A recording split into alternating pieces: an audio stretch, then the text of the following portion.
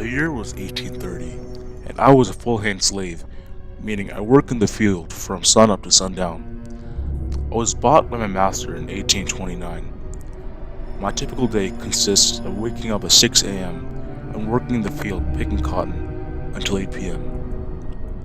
My master was a peculiar one. Although it was normal for him to beat the slaves for making minute mistakes and lashing them and putting metal masks on their face, something was quite different about him. He had crimson red eyes and extra long teeth on the two sides of his mouth. One day, as I was coming to the cabin after working, I saw the man eating a whole arm.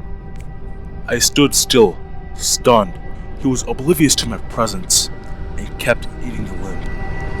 I regained consciousness and I rushed to my room and shut the door. My comrades asked me what happened. I remained silent. The next day, I could not perceive what happened the night before. The sky was dark and thunder reverberated above me.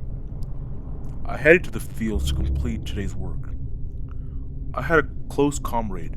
His name was Jimmy. I did not see him when I arrived to pick the overflowing cotton. Then I remembered that Jimmy was one of my cabin mates, and he was not there last night. I speculated about what could have come about Jimmy. Then it hit me like a bullet going through my chest. My master was eating Jimmy last night. I collapsed onto the ground. I regained consciousness half an hour later. Never in my worst nightmares would I have thought my master was a cannibal. Then another thought hit me. When my master raped other slave women to produce more slaves, the offspring would have crimson red eyes and extra long canines.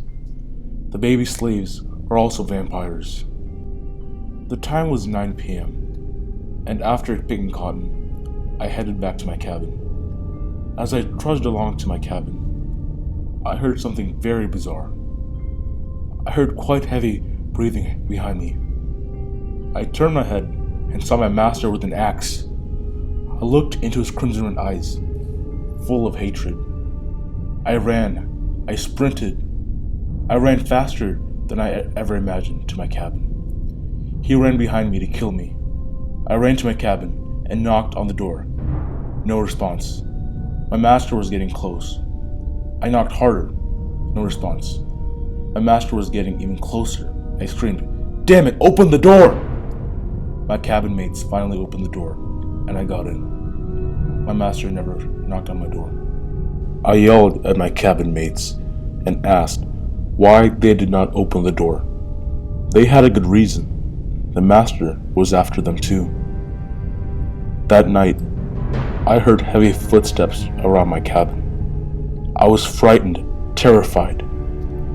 Then, as I was trying to contemplate what could be happening, I heard a scream like no other.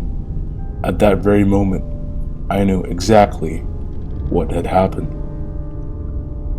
The next day, while I was walking to the fields, trying not to think about what happened last night, I noticed that one slave was missing. I thought about where Jacob could be, then it hit me. I tried not to think about it.